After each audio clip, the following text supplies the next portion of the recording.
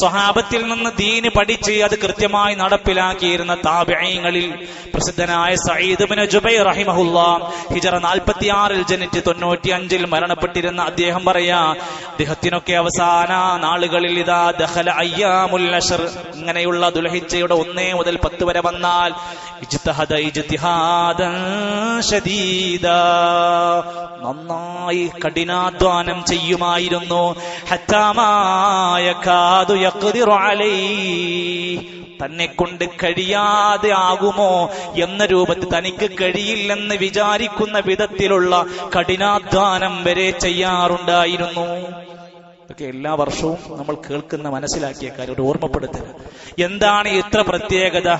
യഖൂലു ഇബ്നു ഹജർ അൽ അസ്ഖലാനി ഫീ ഫത്ഹുൽ ബാരി, ഫത്ഹുൽ ബാരി എന്ന കിതാബിൽ ഇബ്നു ഹജർ അൽ അസ്ഖലാനി തങ്ങൾ പറയാ, വല്ലദീ യദ്ഹറു അന്ന സബബ്, ഇതിനൊരു കാരണമുണ്ട്.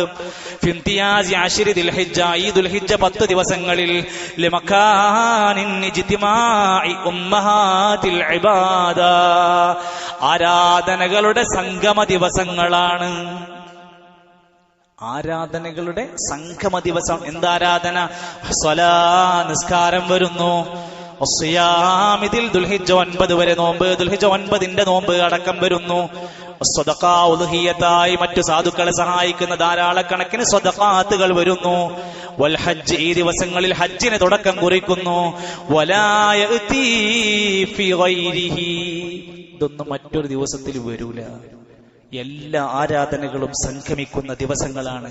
അതുകൊണ്ട് നമ്മൾ സാധ്യമാകുന്ന അത്രയും നന്മകൾ ചെയ്യാൻ കഴിയാവുന്ന രൂപത്തിൽ പുണ്യകർമ്മങ്ങളിലേക്ക് എത്തിപ്പെടാൻ നമ്മുടെ നമസ്കാരങ്ങളിൽ ജമാഅത്തായി സാധാരണ ചെയ്യുന്ന പോലെ തന്നെ അതൊന്നുകൂടെ ശക്തിപ്പെടുത്താൻ ശ്രദ്ധിക്കുക.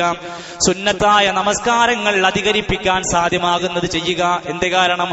അള്ളാഹ്ക്ക് ഏറ്റവും ഇഷ്ടപ്പെട്ട ഇബാദത്ത് നമസ്കാരമാണ്. നമസ്കാരത്തിലേക്ക് ഒന്നുകൂടി അടുത്തു വരിക. നോമ്പ് സാധ്യമാകുന്ന അത്ര സുന്നത്തായ നോമ്പുകൾ ചെയ്യുക. അറഫാ ദിനത്തിന്റെ നോമ്പിന് പ്രത്യേകമായും പറഞ്ഞു. വയസൂമു തിസ്അദിൽ ഹിജ്ജ, ദുൽഹിജ്ജ 9 വരെയുള്ള നോമ്പിനെ പറ്റിയും ഹദീസിൽ പറഞ്ഞു. അതുകൊണ്ട് തന്നെ ധാരാളക്കണക്കിന് നന്മകൾ ചെയ്യാൻ ഫഅക്സിറൂ ഫീഹിന്ന മിനത് തഹ്ലീൽ, ലാ ഇലാഹ ഇല്ലല്ലാഹയുടെ ചൊല്ലൽ അധികരിപ്പിക്കുക.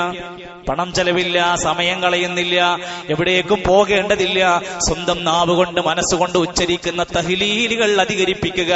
വത്തക്ബീർ, അല്ലാഹു അക്ബറിന്റെ എണ്ണം കൂട്ടുക. വത്തഹ്മീദ്, അൽഹംദുലില്ലാഹ് എന്നത് അധികരിപ്പിക്കുക. റസൂലുള്ളാഹി സ്വല്ലല്ലാഹു അലൈഹി വസല്ലം ഉദ്ധരിക്കുന്ന, ഇമാം അഹ്മദ് ഉദ്ധരിക്കുന്ന ഹദീസ്. ഇങ്ങനെ നന്മകൾ കൊണ്ട് ഈ ദിവസങ്ങളെ ഒന്നുകൂടെ ശ്രേഷ്ഠമാക്കാൻ വേണ്ടി ശ്രദ്ധിക്കുക.